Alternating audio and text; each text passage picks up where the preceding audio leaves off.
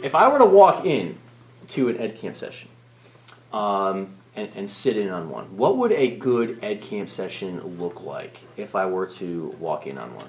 Well, I think if you walked into an EdCamp session, signs that are successful are that you've got, it's almost like the opposite of what we think of a typical classroom situation. You've got side conversations going on. You've got people sort of showing each other things, maybe talking to each other while the rest of the group is talking about something.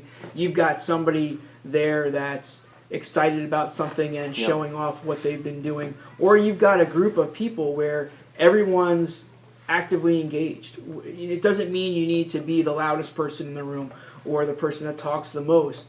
It just means that you're engaged in the conversation, you're adding when you want to, and you're sort of taking in what other people are trying to share.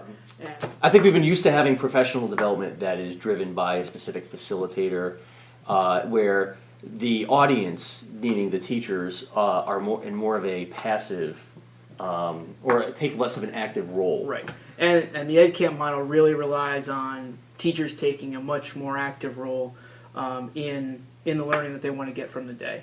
And that's the biggest shift. Aside from, the physical structure and the model of, you make the board and you choose your session and you go where you want to go, it's also a mindset shift that you have to have when you go to an EdCamp session.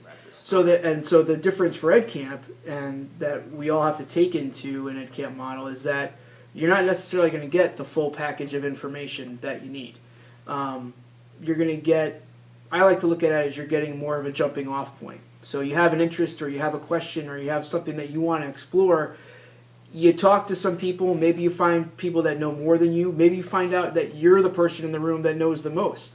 And even that conversation with people that don't know as much provides opportunity for you to explore other avenues. And when you leave that EdCamp session, you may not know everything that there is to know. In fact, you probably won't. But what I found is that it gives me enough information so that when I leave that room, I can pursue it on my own in the direction that I want. And so I can take and leave what I need. I can ask questions if I need to. I can share things that have been successful with me. But I don't expect to know everything about that topic when I leave. And that's a big shift. We're not getting the whole package. You're getting sort of a, here's a couple ideas, here's some things to hang on to. Now go and see what happens.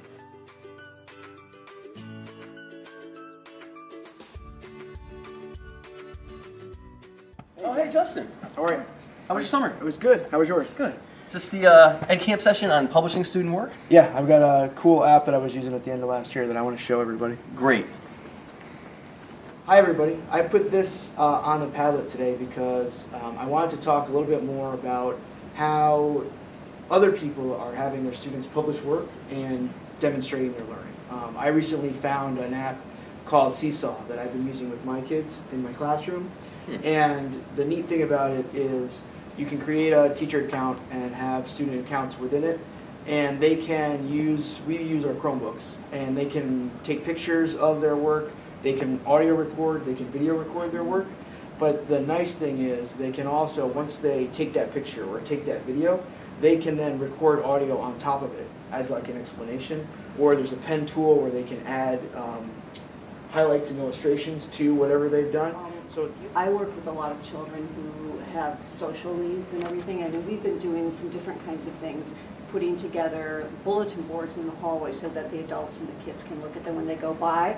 And we've also been asked to present in classrooms, so I was wondering if this Seesaw app might help us to make a presentation so that we can do some videotaping and then later go back and tape over. So this might be a really good thing to add on to what we're already doing. Yeah, it's their work, but have them create. And I found part of the reason why I pursued it was that presenting for an audience sort of they invest a little bit more in what they're doing when they know the audience is bigger than just me. I work with children who are not special ed, but they are limited in their writing skills. And I want them to show product that they have been successful. And by putting something up on a bulletin board saying this is what I am doing, this is what I'm learning, in different, not just in writing, but in the different arts. And being able to say, I can do this. Because they're not learning. they just aren't able to show their work in the refined element of a paper or of even a neat bullet, a neat poster. Yeah, I like that piece you said about the parents too, being able to view it. You know, we're always looking for ways to incorporate the parents more in, you know, their child's learning, and this is another avenue for that. You know, one of the things that I really like doing is I teach a journalism class, and I have the students write articles, editorials, reviews, and I've been using a program called Google Drawings. And Google Drawings allows you to make almost a newspaper layout where you can do the nice title, you can really be creative, but you're still displaying your writing, but you're just doing it in a different format.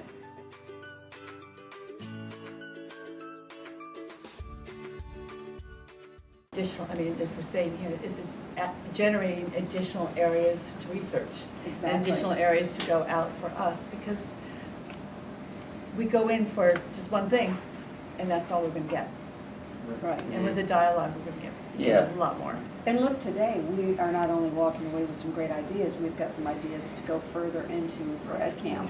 I have at least one thing that I can walk away with and try tomorrow or the next week with my students. So, you know, I'm walking away with gonna go investigate Google Drawings. I don't know anything about it, but the purpose of our EdCamp is to sort of generate those jumping off points where I can go and do some more. So, Things that we talked about, one of the benefits of having the EdCamp is that you're very active, and you know, as you see here, none of us were really sitting back and just, you know, staring at a screen or listening to someone talk. We were all very involved in the conversation, and there really wasn't a lead facilitator either. You know, I know that you came up with the idea on the Padlet for this, Right. but I mean, we've all chimed in Yeah. and contributed from our own and taken away from what we learned. Absolutely, and I think we've had 4 very different perspectives coming into this EdCamp and walking away with 4 very good, you know, different Yeah. things to try, so.